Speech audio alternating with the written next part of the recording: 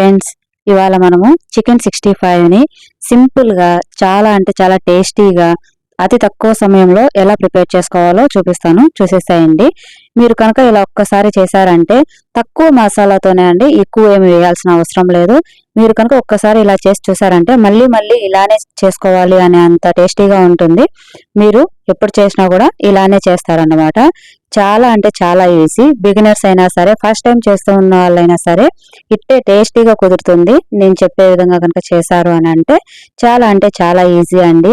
బ్యాచిలర్స్కైనా, first time try చేస్తున్న వాళ్ళకైనా doubt ఏమీ లేకుండా ఈజీగా పర్ఫెక్ట్ టేస్ట్తో చాలా అంటే చాలా టేస్టీగా ఒక్కసారి ఇలా చేసి చూడండి.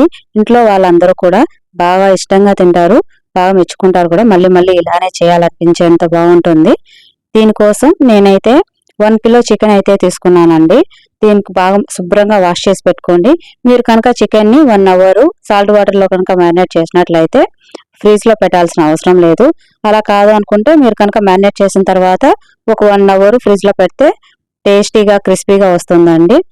నేనైతే 1 కిలో చికెన్ తీసుకున్నాను. బోన్లెస్ అయినా సరే, మామూలుగా బోన్స్ అయినా సరే ఏం పర్వాలేదు. బాగా వాష్ చేసుకున్న తర్వాత 2-3 సార్లు బాగా వాష్ చేసుకున్న తర్వాత ఇందులో 1/2 టీ స్పూన్ వరకు పసుపు, తగినంత చిల్లీ పౌడరు, కొద్దిగా సాల్ట్ వేసి దీంట్లో 1 కిలోకి 4 టేబుల్ స్పూన్ల కార్న్ఫ్లోర్, 4 టేబుల్ స్పూన్ల రైస్ ఫ్లోర్ వేసామంటే దానికి కోటింగ్ వచ్చేసి చికెన్ ముక్కలకి కోటింగ్ బాగా పట్టి చాలా అంటే చాలా టేస్టీగా ఉంటుంది.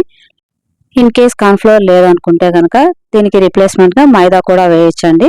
మామూలుగా ఏం పర్లేదు, టేస్ట్ అయితే చాలా బాగా వస్తుంది.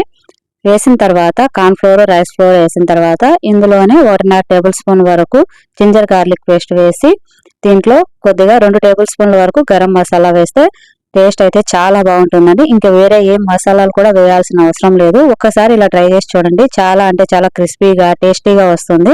ఇందులో నేను కొద్దిగా ఫుడ్ కలర్ కలిపాను. ఇది ఆప్షనల్ అండి. మామూలుగా చెప్పాలి అంటే హెల్త్ పరంగా అయితే ఫుడ్ కలర్ యాడ్ చేయకపోవడమే మంచిది. నేను అందుకే కొద్దిగా లైట్గా యాడ్ చేశాను. మీకు ఫుడ్ కలర్ యాడ్ చేయడం ఇష్టం లేదు అనుకుంటే స్కిప్ చేసేయచ్చు.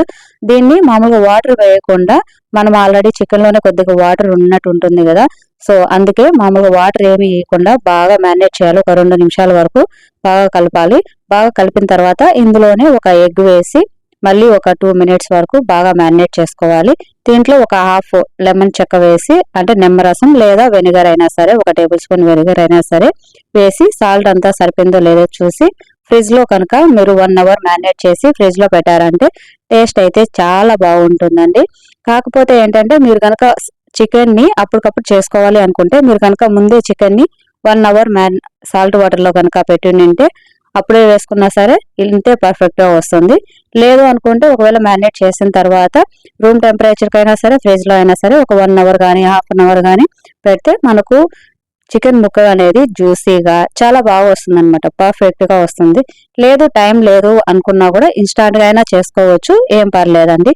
చూసారు కదా, చికెన్ ముక్కలు అనేది మనం ఆయిల్ బాగా వేగినప్పుడు వేసినప్పుడు మనము కొద్దిసేపు అలానే వదిలేసేయాలి. అప్పుడే వేసిన వెంటనే కలబెట్టకూడదు అనమాట. ఎందుకంటే చికెన్కున్న కోటింగ్ అనేది వెళ్ళిపోతుంది అనమాట.